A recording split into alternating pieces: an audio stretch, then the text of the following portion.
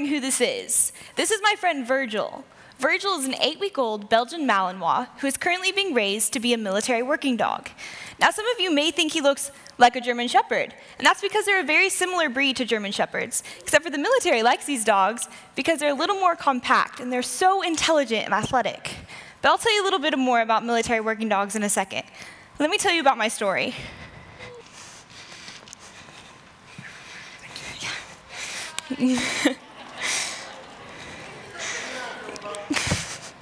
Like many of you can probably relate, when I was 5 years old, I wanted a puppy.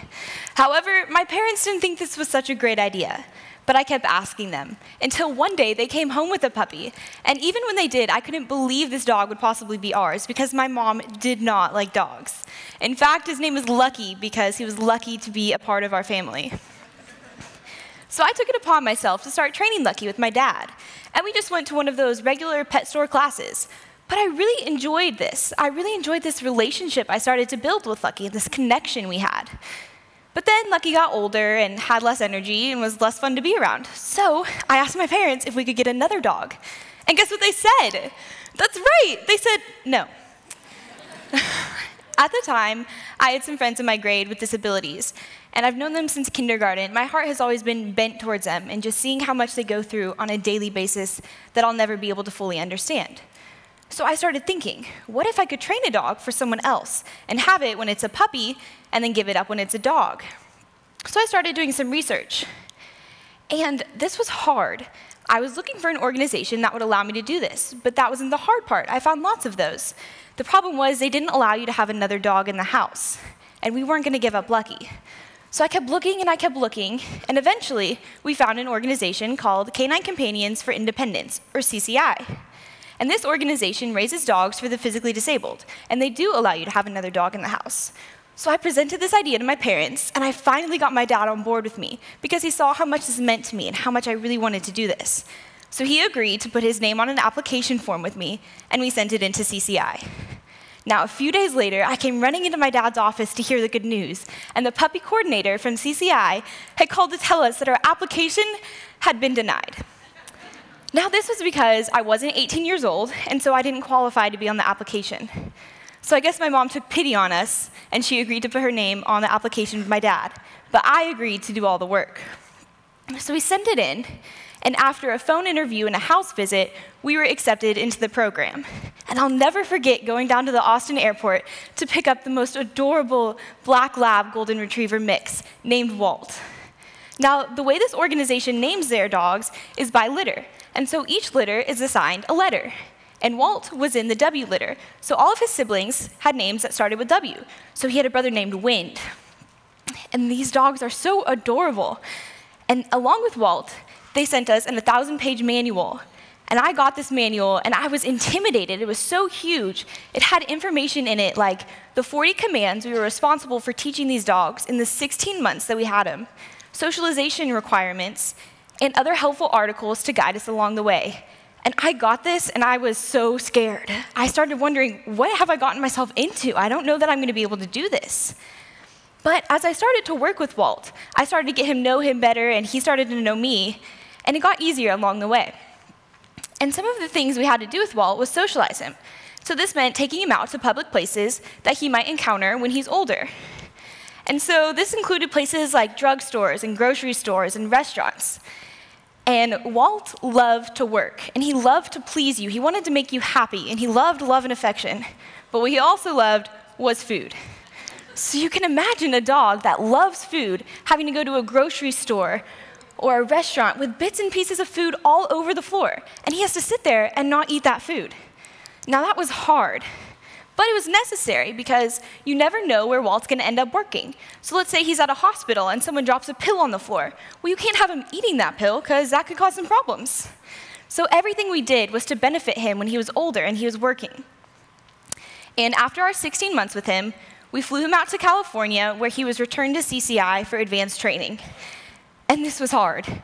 You have a dog for 16 months, which is a long time, and you build such a close relationship with them and you love them. And then you have to give him up. I mean, it's kind of hard that even ice cream can't fix. But at the same time, you know that these dogs are going to go help someone who needs them in their everyday lives, and it makes it so worth it. So 6 months later, Walt graduated from advanced training, and he is now with his placement working in California. And we turned Walt in, and my heart longed to raise another dog. But 16 months is a long time, and we had to give up so many things, like family trips and daily activities, because these dogs need to be taken care of all the time. But we ended up getting an email from my uncle, who was in the military. This email had a picture of a dog named Iko. Now, Iko is a Belgian Malinois who was on SEAL Team 6. So I started reading into this article and finding out more things that military working dogs do. This included things such as apprehension and surveillance and bomb detection. And then I came across this picture of these dogs jumping out of the back of a plane with their handlers. And I was amazed. What type of dog would jump out of the plane? That's crazy. And so I was so interested and compelled, I started looking more into this. And it turns out that a lot of military working dogs are run out of Lackland Air Force Base in San Antonio. And to foster one of these dogs, you have to be within 2 hours of Lackland. So I immediately got out my computer and got on Google Maps, typed our address in, and found out that we are just about an hour and 40 minutes away from Lackland. So I'm putting all of this together, and sometimes in your life you come across opportunities.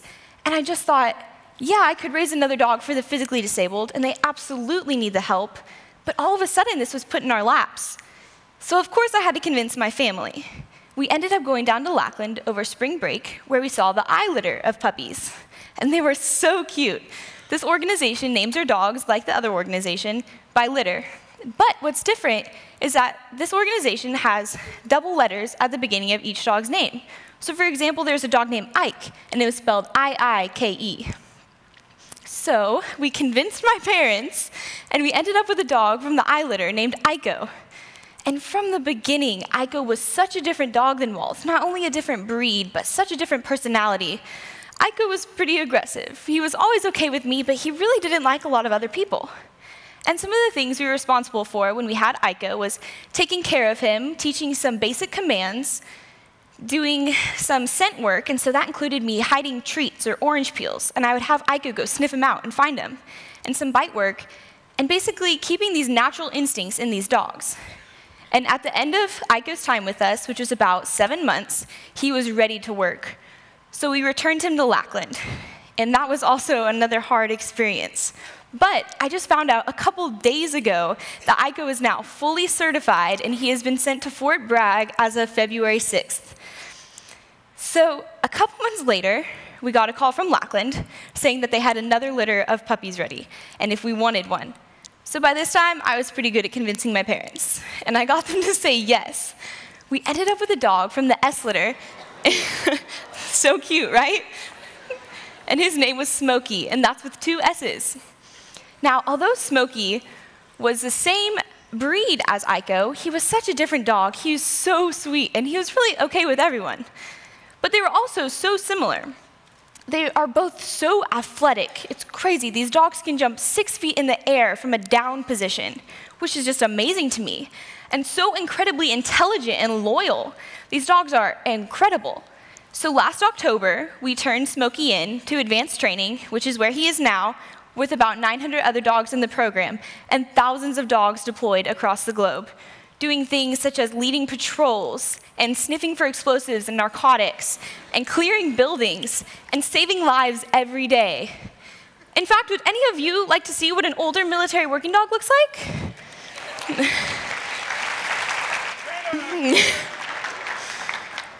This is my friend Sean, puppy coordinator at Lackland. And